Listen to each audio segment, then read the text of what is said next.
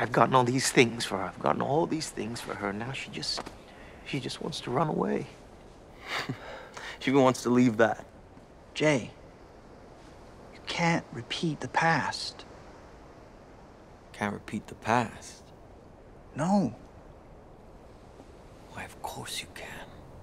F. Scott Fitzgerald's book, The Great Gatsby, is considered one of America's greatest novels. It's been adapted for the big and small screen with limited success, with many claiming it to be unfilmable due to Fitzgerald's conspicuously artsy prose. So there's a lot of potential in the idea of Baz Luhrmann, a director known for over-the-top spectacle, tackling this story and attempting to translate Fitzgerald's words with the color, vibrance, quick pace, and glamour Luhrmann became known for with his period mashup musical Moulin Rouge.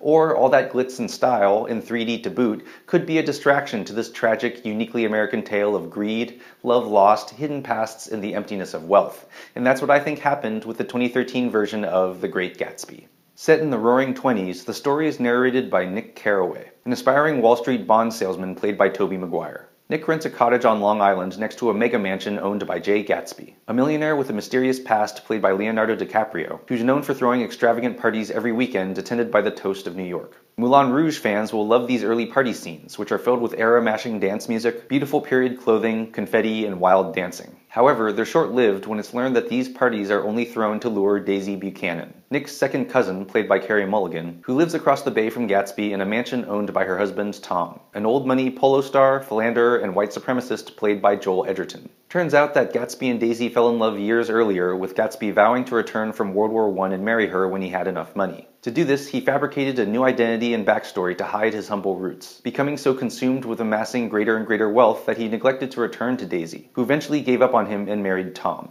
Nick and Daisy's friend Jordan, played by Elizabeth Debicki, help reunite Gatsby and Daisy, setting up a love triangle between Gatsby, Daisy, and Tom, with Gatsby urging Daisy to move into his mansion and pretend that her marriage to Tom never happened. A lot has been made about the fact that The Great Gatsby is a, quote, serious 3D movie for adults, and in case you're wondering, yes, it is a distraction, as is a lot of the signature style Luhrmann brings to the film, which is constantly drawing attention to itself and away from the story.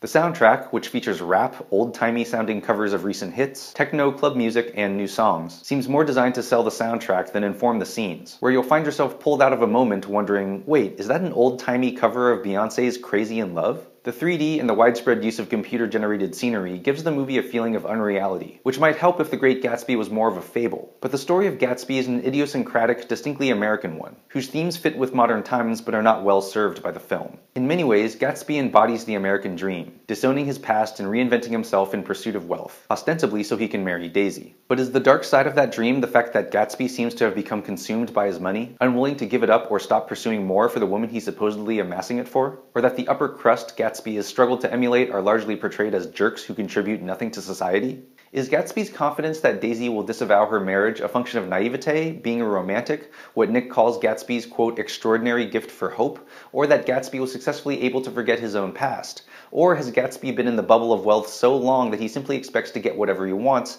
as an indictment of the dehumanizing effects of wealth and power? While DiCaprio does a great job and reaffirms himself as perhaps the most watchable and intense actor of his generation, Luhrmann's adaptation feels like too much style for those wanting substance and not enough pizzazz for those wanting Moulin Rouge too. I'm Jonathan Kim, and this is a ReThink Review.